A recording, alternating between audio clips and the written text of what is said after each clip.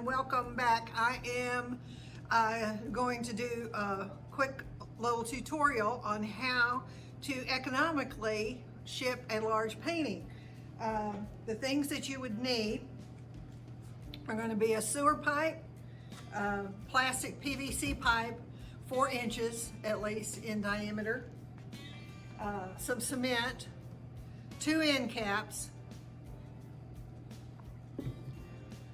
some tape, preferably duct tape. I happen to have packing tape with me today.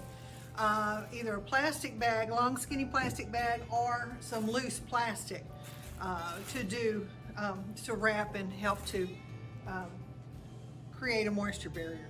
All right. This is, oh, and a piece of craft paper or newsprint or something that doesn't have any printing on it to do the final wrap. All right, this particular piece was going to be a floor cloth, but it was the right size for this demo. This one is 5 foot wide and 8 foot long.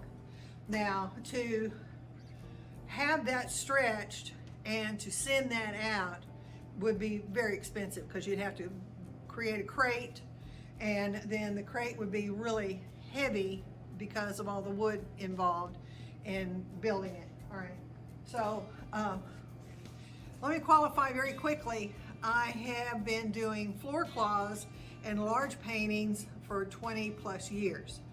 I started back in the 90s doing floor cloths in the Atlanta area.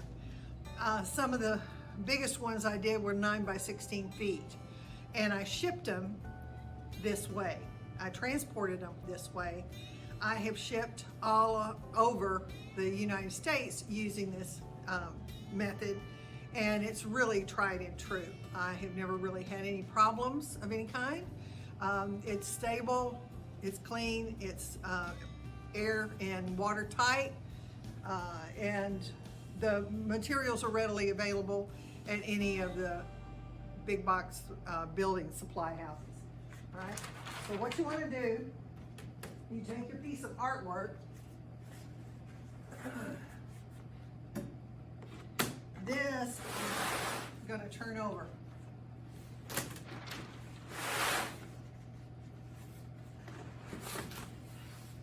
Because you want to roll this with the image area out. Any paintings that you transport this way, do not roll them with the paint side in. You always want to roll to the paint side out. You get started on this with a nice tight curl.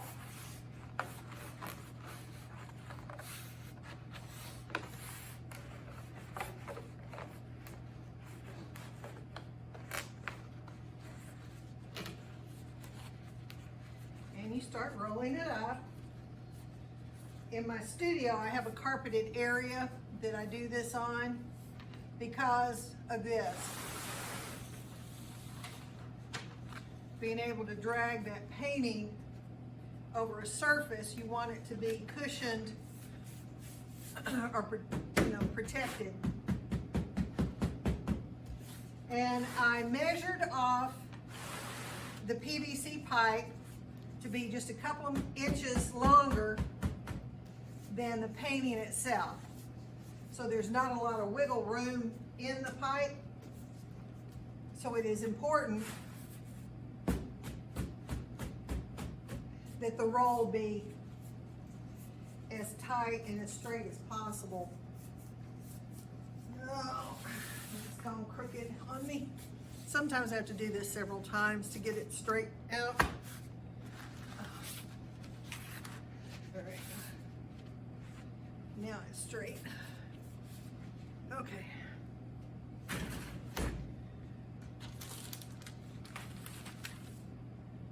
I usually take a scrap of paper .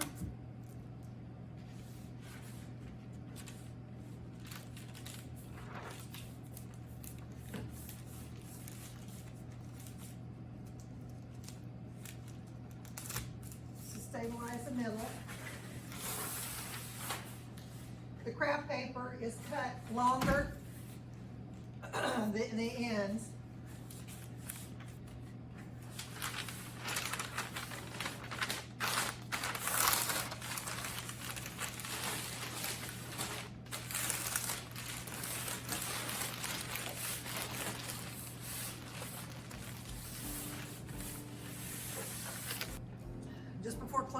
Just before closing this up, I'd have a packing slip.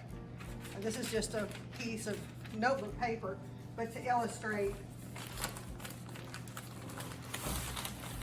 So when I roll this up, it sticks out. You can see it.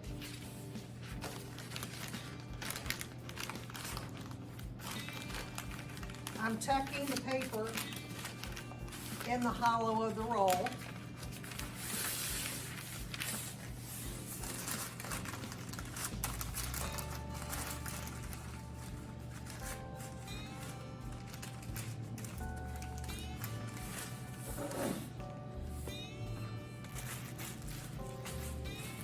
Sure, this might be a little bit big for this baggie.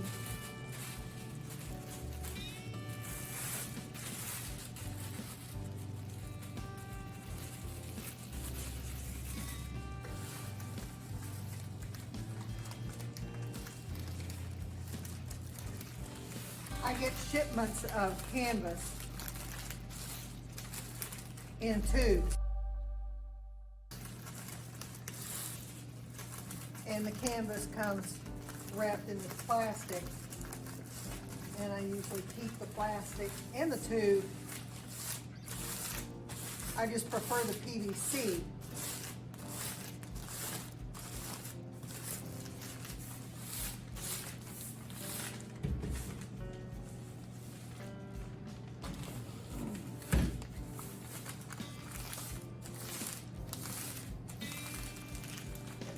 Here's my packing slip.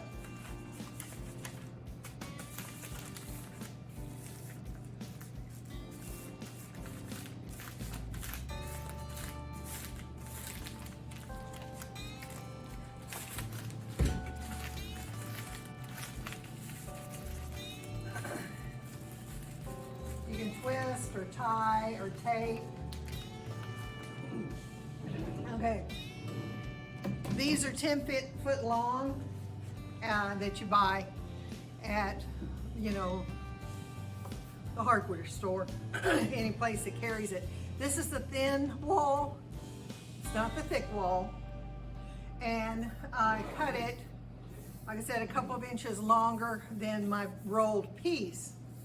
I've already attached one cap end with adhesive to this end down here. It's not going anywhere. Okay, I've got enough of a drop off. It wasn't exactly in half. This one's a little bit shorter, and this has the flared end for these things to fit into each other. That's fine. I take my cut edge, I use a jigsaw, and it just takes it doesn't even take a minute to cut that. Well, my cut edge is not exactly 100%. It's that one. And so that's the one that I put the adhesive cap on. And now this is the machined one that was factory cut. So it's smoother and it makes a better presentation.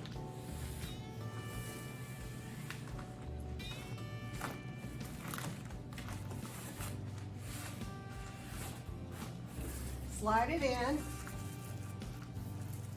With that excess paper on the end, that works as padding. You put that other cap on there. And then I usually use duct tape.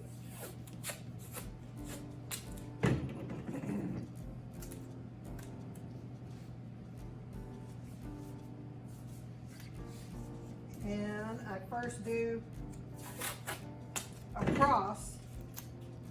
I crisscross the top and have enough for a couple of inches overlap past the cap. And I'll do the whole thing. I'm just not doing it for demo right now. And then I'll put a final one all the way around, maybe once or twice. That cap's not going anywhere if you do that.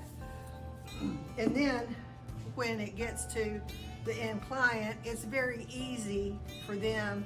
I mean, they could just take a pocket knife or a pair of scissors or a blade of some kind and score this, get the tape off.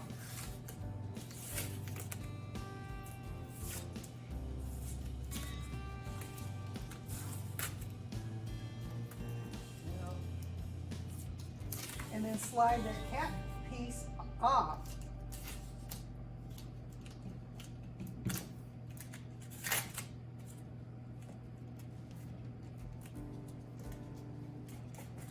Okay, and there you go. That's all there is to it. This, as long as it stays under a, what is it, 108 or 109 overall inches, will ship either through the United States Post Office or, you know, like FedEx or UPS. The overall weight of this is probably, I don't know, about 10 pounds. And that's with the PVC pipe and the painting and the paper and everything. An example, I put together one of these and went down to the post office to see what it would cost to send it to Sydney, Australia, and it was $78. So $10 for the PVC pipe, which I cut in half, $2.50 for each cap. You know, your adhesive will probably go bad before you wind up using the whole can. There's a ton in here, okay? But this, like I said, I've been doing this since the 1990s. And the nice thing about it, keep your tube. If you ever, you know, if you get that and you're not ready for whatever reason to go ahead and have it stretched, framed, this is an excellent way for it to store, and be nice and dry and safe for whenever you take it out. Once it's on the other end, when the client gets it, my recommendation to that client is shop around, get 2 or 3 quotes on what it would cost to have it re-stretched. Now, when I paint the paintings, I paint those on a stretcher and then I take them off. They're all gallery wrapped, and that just means that I painted from the front and I bring the painting around the side, and the staples are on the back side. So when you get it, you'll have this extra canvas and these crease marks where it was folded around the stretcher bars, and that's the guidelines to positioning it to have it restapled.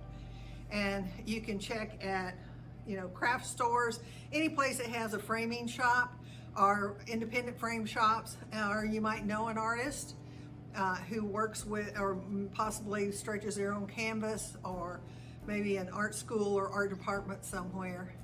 Any of those resources would work well to find.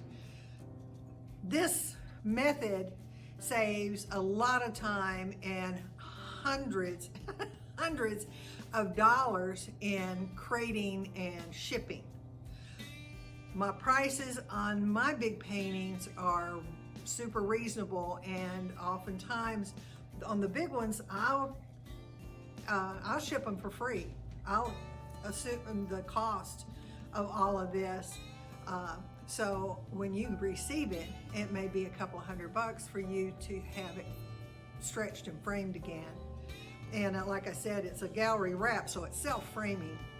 If you choose to have it framed, that's totally up to you, but they are ready to go. They're presentable at this point. So like I said, 20 years experience, never had any damage or problem to the paintings because of the way that they were shipped. Never had them to break or anything like that. So this is good and sound, and like you see, you've got all your materials together. It takes 15 minutes or less to put this thing together, okay? any questions, let me know. Check my other YouTube videos. I've got some painting tutorials, an occasional little featurette. But as I continue to grow that channel, I will continue to put up more information. In fact, I guess I'll put one up soon on how to stretch a canvas that has been taken off the stretchers, if you want to see that.